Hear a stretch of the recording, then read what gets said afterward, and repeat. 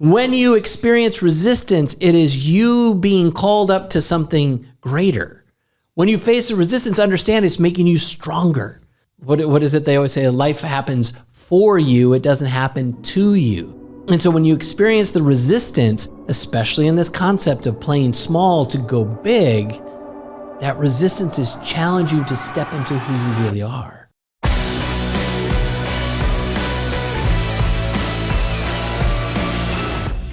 Welcome to Evolve Leadership, the arena where high-achieving leaders are challenged to redefine their limits. My name is Angus. I grew up in the United States and I now live in Lisbon, Portugal. I'm an executive coach and I've spent my career advising and training leaders from startups to Fortune 500 companies. And here's what I've learned. An old, ineffective leadership framework will always keep you on a hamster wheel, consumed with work-life balance, burnout, and stress. Here on the show, each week we'll help you rethink the path to achievement. We'll help you discover new principles, new philosophies to the modern leader. Look, the world is relentlessly changing, demanding a new era of leaders. It's time to redefine your limits. So enter the arena, my friend. It's time to evolve.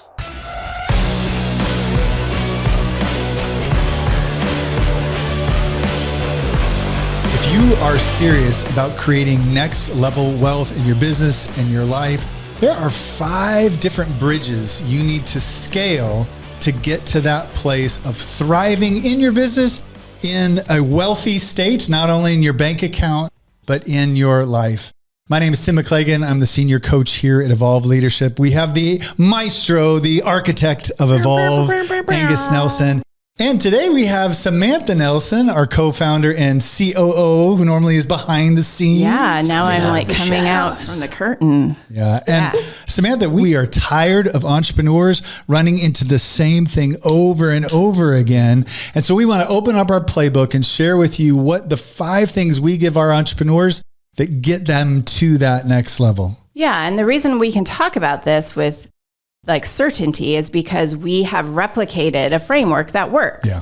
We have entrepreneurs going through our program with big 5-year goals that they end up accomplishing in like 6 to 8 months. So we are seeing people raising money, scaling businesses, going from completely burnt out to being totally passionate and reconnected to their businesses. How do they do that? Whether you do that with us or whether you do that on your own, this is what you need to do. This is what works to get you to that next level. Yeah, when we've pattern matched this over the last 8 years. So it's almost like we've brought this into a science, right?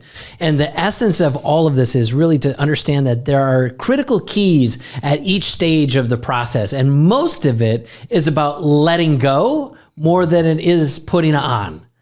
We think, I've got to learn a new thing and I got to do another thing. I got to get another piece of software. I got to add more people to my team. And I would say that there's elements of that are absolutely true. But there's other things that you have to let go of. And some of the things we're going to share with you, these bridges to get you to where you want to go, are the things that you have to understand that you're hanging on to some stuff that's not serving you. Yeah. And so I'm really excited to get in this conversation. I'm getting already a little excited and passionate because I can't wait to have more leaders operate in their full potential. Yeah. That's why we do what we do. Absolutely. Yeah, so the first thing, let go of the way you see yourself. Let go of playing small. Ooh, that is good. This is this element where we oftentimes don't want to go to the levels that our intuition, our spirit, our soul is calling us to. Instead, we're at this place where we keep staying in the same level of not asserting ourselves into the marketplace, not asserting ourselves to our clients, not asserting ourselves into the world in a place of power, a place of expansion, a place of possibility. And so we play small. Yeah. So like to put it in practical terms, like what does playing small look like? That often can be limited vision. So you're not really thinking big. You're not setting those big audacious goals for yourself or your company. You're resistant to change, right? So things have to change, but you know, for whatever reason, resistance is there. Risk-taking. When you're playing small, you're not taking big risks. Yeah. You have that like circular, insulated thinking where you're not getting feedback from outside. You're not getting creative ideas. You're just repeating the same things. You're thinking about the same things, and you're not asking for help, right? Like that's what playing small looks like practically. Yeah. Angus, you have an analogy that I love, and it's about a superhero, but how oftentimes we can play small instead of stepping into who we really are. Yeah. 100%. It's like, it's me and my glasses, put on my coat and my tie, and I show up like Clark Kent. Yeah. Meanwhile, the whole time, you're Superman. You've got all this potential, all this power, all this capacity, and yet we play as if we're Clark Kent. It's like we don't want to offend people. We don't want people to think that we're somebody. Oh, who do you think you are, Nelson? Yeah. Like we have all these weird stories that happen in our heads that say, I cannot go to this other level and be who I see myself to be because someone's going to think something, someone's going to do something, or something may get spun out of control. Yeah. And so we play small so that we can stay safe, or at least what we perceive safe. Right. Yeah. And yet that's not what we were born to do. And you guys have heard me say this before, as entrepreneurs, we're a unique and special species, that we are the ones that add fuel to the fire across the economic globe. Yeah. We're constantly bringing money, opportunity, positions, and power into the world where people can have the capacity to have a job, to make income, to also make a difference and invent services and products that change and transition the way we experience our world. Yeah. That's what entrepreneurs do. And so as such, it is incumbent upon us to lean into that gift, to lean into that sparkle, to lean into that superpower. Yeah. Well, and many times we as entrepreneurs have that at the beginning because it's that thing that gets us to build that business, that initially build it. But we lose that. We lose that sense of leaning in and pushing and risking. We lose that because we've built something and now we're scared to. We're going to screw it up. Yeah. What if I go wrong? What if I make a wrong decision? So it's like, I feel like the majority of entrepreneurs know what it feels like to play big because we've had to do that. Totally. And how many times have we run into resistance? Angus, talk about how that oftentimes is an invitation to stepping into who you really are, this idea of playing big. Everything on the face of the planet requires resistance to grow. It's like Timm has all these lumps on his body. They're called muscles.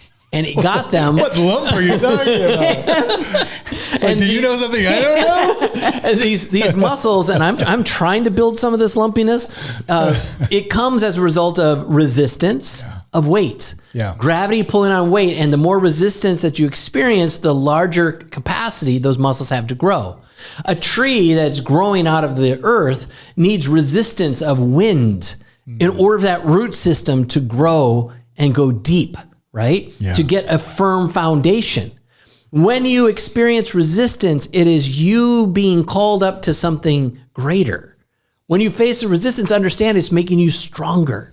When you face resistance, it's making you smarter. It's giving you lessons. I once told somebody just recently, I said, it's kind of a clear methodology. It's either a catalyst, a learning opportunity, or it's an opportunity for you to reshuffle the deck, right? You have to like pivot. Yeah. All of these different things that we do in this context of experiencing resistance is serving us. What is it they always say? Life happens for you. It doesn't happen to you.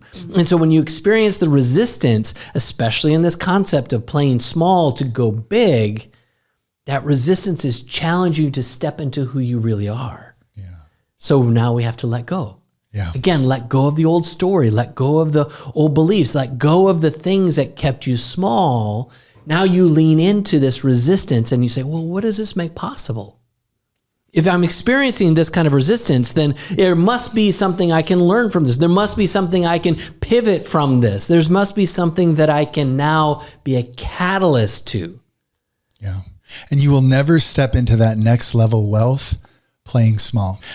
Angus, the second one I think is really cool. And that is for every entrepreneur wanting to go to the next level in wealth is to have these transformational experiences. Talk to me about that for a little bit. all problems are leadership problems, and that nothing changes until the leader changes, that the leader is the bottleneck of your company. This is the reality. The more you expand and change and expand your beliefs, expand your understanding, expand your insights, and change internally yourself, the more capacity your company has to transform in itself. Yeah. Like these two are directly connected. Yeah, because if you're scaling a business and you yourself are not evolving to match the growth of that business, you burn out. Or you bottleneck. One of the two. You bottleneck the business. You put a ceiling on it because it can only grow as much as you. Yeah. Or this other capacity is you actually sabotage it, right? If you feel like I don't deserve, I don't belong, whatever. And I call these the oh shit moments. Is a founder comes and says, I just raised $9 million. What do I do now? Yeah. Oh, I just raised $22 million. Yes. Now you got to prove it. Yeah. It was one thing when you were like politicking and positioning yourself for some venture capital or what have you. It's another thing when they cut the check.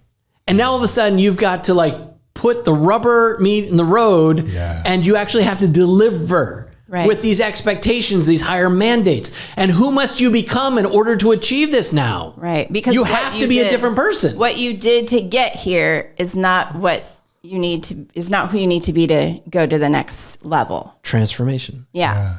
And I think a lot of times in this journey is that it's not done alone, right? You need, so many times when we are called up to a higher level, there are people that see the greatness in us, right? They see what we can't see. They see our blind spots as they go, no, don't play small. Don't stay down there. Step up to this level. Yeah. So playing big and transformative experiences. What else? So the third one is finding the hidden wealth blockers. Yeah. We all have these things that stand in our way to actually creating wealth. In fact, so much so that we, in our pattern matching, developed an assessment tool just to identify these 6 areas. And what we observed is those that were most successful, those who made, a substantial amount of revenue and income, all had these attributes in common. And when you see that one of these areas is an area that you struggle with, is an area that you're not capitalizing on, then that becomes a blocker. And it doesn't matter if you're successful in these other areas, just this one thing standing in your way, it eliminates you from the opportunity to actually create the kind of wealthy life that you desire. Yeah. And this is what most people don't understand, is that there's methods and there's systems to everything. And success leaves clues. And so you've watched the people who are succeeding in front of you, and you can find the ways to emulate. And that's what we've done with these discovery of these 6 areas. And then suddenly you can see this is the big unlock. This is the thing that can set you free to create the kind of life that you desire, the kind of thing you know that you're capable, the kind of thing that you know you're worthy of. And until we get to that place, we're never going to be at our full potential. Yeah. That's what creates the frustration. And if you like, we'll put a link in the description below that will have this assessment where you can identify your wealth blocker. What is the biggest thing that might be holding you back from that next level wealth? But I want to move on to number 4, because Angus, sometimes this one gets shoved under the rug. We all have a lot of ambition. We all have a lot of a big dream, but sometimes this next one is missing. Systems and structures. Like, if you're not delegating your calendar, your email to some kind of a executive assistant or virtual assistant, like full stop, we're done. You've got bad systems because you're in the weeds of just managing your day, right? In that same way, scale that out. What are all the other areas that you are not creating structure? And I'm talking not just in the business, but also personally, where you're creating structures for health, well-being, energy management, getting the right amount of sleep. Like all of those are part of these systems and structures. Beyond that, within the company is then how are you managing the team? Who are the direct reports? Who are the different people who are creating the SOPs for your standard operating procedures? All of these capacities, like when you look at it from a holistic standpoint, you have to get kind of detailed. When you start, it's just a solopreneur. You're doing all the things. Right. Like, that's what we all have to go through. That's the badge that we wear as the entrepreneur. And then you graduate and you shift from playing amateur to pro. Right. And that's the difference.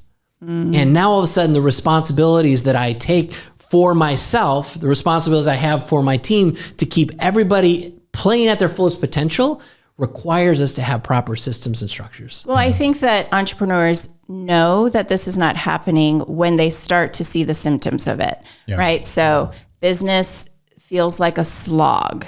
Yeah. You feel like you're imprisoned to your business. You know, it's like you've said before, you feel like you've built a prison system now, because it's like when you leave, the business fails. You must be at your desk working all the time in order for your business to work. Yeah. So we know the symptoms of that when we're missing systems and structures. Yeah, it's pretty evident. Yeah. And here's the thing about systems and structures. It's like my golf game. When I try to hack at that ball as hard as I can, I work out a little bit. So I'm thinking, I'm going to drive this. And it drives me crazy when I see some skinny little dude get up there and just use the system, right? Yeah. Just let the golf club do the work. 400 yards, baby. Right? Nice and easy. And then whoosh, and I'm just, I'm amazed. And many of us know what that's like. We are killing ourselves building this business. We are, we're putting in all this work. And then we see someone who's like off on the weekends, going on vacation, and their business is thriving. Many times they've created systems so they can stay in their zone of genius and let other people run it, so that when they have to go on vacation, the whole business doesn't fall apart. Right. The systems are working sustainable. It's momentum. Yeah. I heard one person once say that life is like golf. The harder you try, the worse you do. So right? True. That's my game. Me too. What are those other areas where we're striving so hard in our business and don't recognize that letting go and trusting other people so that they can operate in the things they're good at? Not only are we robbing ourselves by staying in this state, but we're robbing our team of them performing, having ownership of this cause that we're committed to, and yet you won't give me the keys. Come on, boss. Come on, let's go. The business ownership mindset is that your job is to empower your team to perform at their highest. And if you don't have systems and structures, you can never give them that permission slip. You can never give them that key. Yeah. And Angus, especially among the entrepreneurs that we work with, I see so many times it's almost like they need a system audit, because each leader is different. Each one of us have our own proclivity to latch on to that one part of the business we either want to micromanage. And so having that third person point of view, and in your business, have somebody that can take that approach and just give you some honest advice on your systems, because we rise. So we rise or fall to the level of our systems. Yeah. And Angus, I want to end on this one, because I think in all the different clients that we meet with, it is one of the biggest things that are holding us back. And if we can get this right, it can move our businesses faster than any of these other ones. And that is unpacking your stories about wealth. Talk to me about this one, because many times we don't realize we have a relationship with money, and sometimes it can be the one thing that's holding us back from attaining that wealth.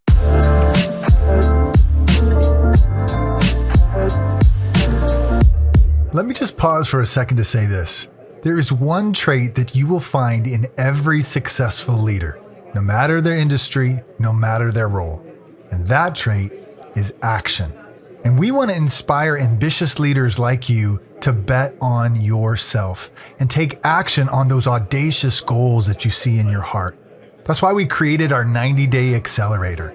It's a results-driven, battle-tested framework designed specifically for high-performing leaders like you to get unstuck and propel you towards your goals. And in just 90 days, you won't even recognize the person you used to be. To be a part of this elite community, go to evolveleadership.org. Now, back to the show.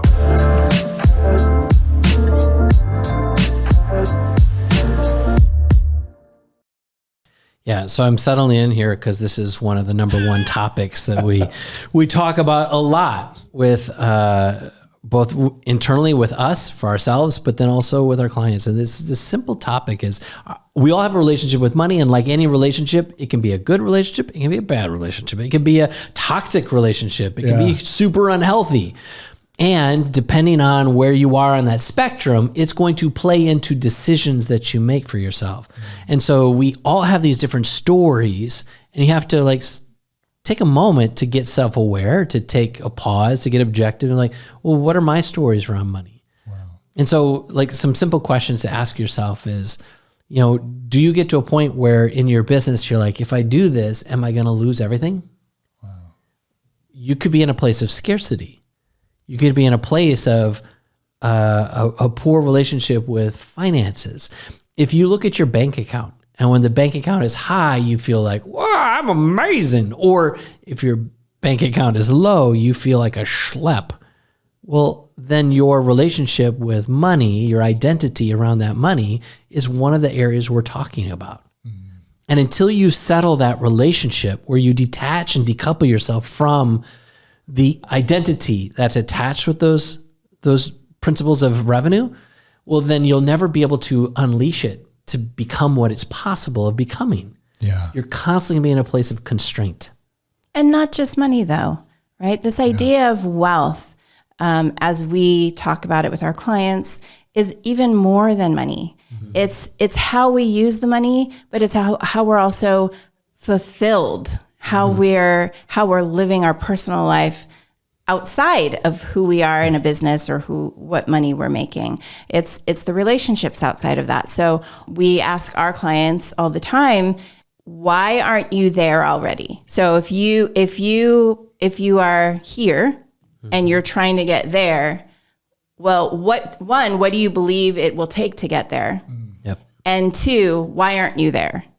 And in those answers, you start to really discover what you believe about wealth. Yeah. You know, I'm not there because maybe I believe I can't get there married and with kids. And so it's now a choice between, do I want to stay married or do I want to make money? Yeah. I've even heard somebody say, I just need an opportunity. I just need a chance. It's like, well, even that's a story. Sure. Mm-hmm. I just need an opportunity. Yeah. It's like, well, even that is a story. You're waiting for something outside of yourself 100% to give you the pick, the nod, the permission versus giving it to yourself. Yeah. You know, and we talk about money so much because it's such a easy, low hanging fruit of understanding the mindset of scarcity versus abundance. Right. So true. But to your point, it's the same way we use time. Yeah. Oh, I don't have time to get in the gym because I've got to do. I don't have time to take up a hobby because I got to. Exactly. I don't have time to take vacation because all that scarcity. Yeah. Poor relationship with wealth creation. Yeah. And so now again, you're in a place of constraint. Yeah. And then you look at relationships. Well, a lot of entrepreneurs don't have friends, and this kind of goes back to some of the stuff we were talking about before in your network. Like they think I don't have time to develop quality relationships, or what if the relationship I develop with somebody is a competitor, or they steal my ideas, or like all these other things that you've built up in your head, stories you're telling yourself. Yeah. About wealth. Yeah. Ultimately, getting that business to run on its own so that you can actually create the kind of wealth that you're capable of. Well, now we're talking about being able to have some real wealthy life. Yeah.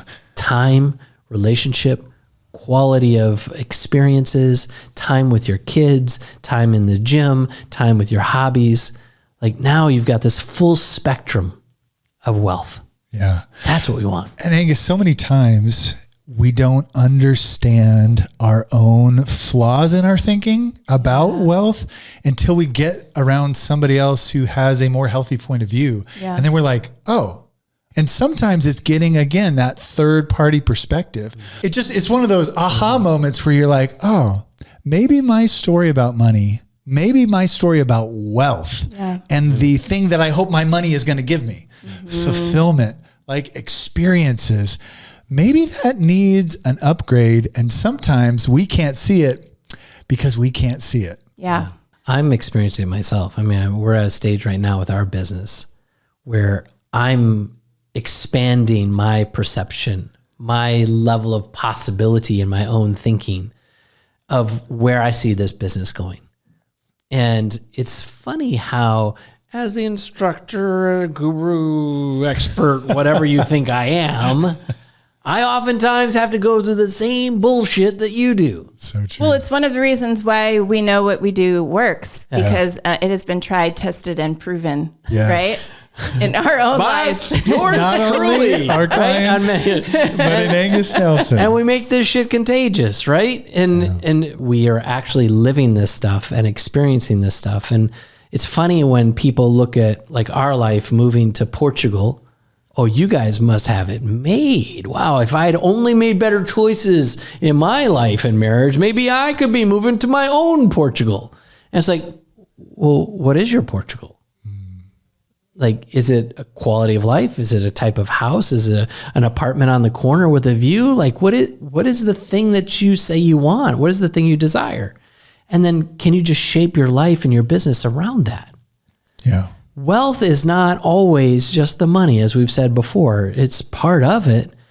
But wealth is this level of fulfillment and satisfaction that is money is a sign or a signal of contentment. It's almost as if we've got it all wrong. We think we'll get the money and the money will bring us happiness. The money will bring us the joy. The money will bring us the caliber and quality of relationships. And the reality is it's bass-ackwards.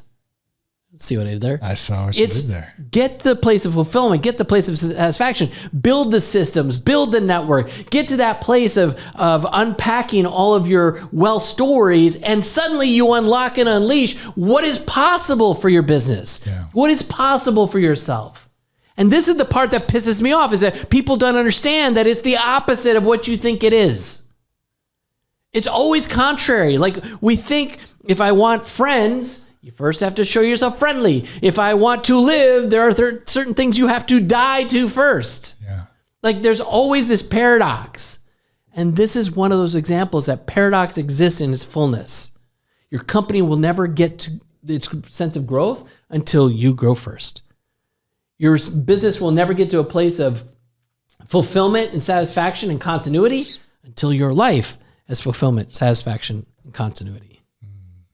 Alignment in yourself will unlock alignment within your business. So good. So if you are in pursuit of true wealth, the real fulfilling wealth, we're going to play bigger. We are going to pursue transformational experiences. You're going to discover and uncover what are those wealth blockers. You're going to create structures and systems so that you are positioned in your zone of genius and your whole team is thriving in that level. And then lastly, unpack those stories about wealth so we can get rid of the bad ones, right? We want the good ones so that we can step into that next level wealth and life of fulfillment that we are pursuing. Well, for Angus Nelson, Samantha Nelson, I'm Timm McLagan. Thank you so much for joining us here on Evolve Leadership. Whatever you do, as you pursue your next step, whatever next stage it is, step into these 5 areas. Allow yourselves to grow. So keep climbing and never, that was your cue, Sammy? Stop. Evolving. We'll see you guys later.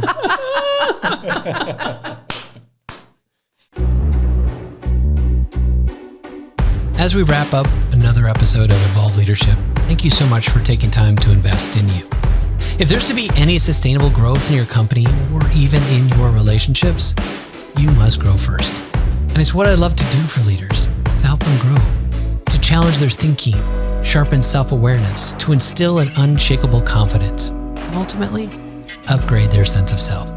And we do this through our proprietary method called Agile EQ Plus, where we're leveraging agile leadership and emotional intelligence. We provide our signature training for individuals, and for businesses, we've designed a unique curriculum for company-wide learning and development. If you'd like to learn more about our training or to schedule a call, you can simply go to evolveleadership.org. And until next time, Stay driven, keep climbing, and never stop evolving.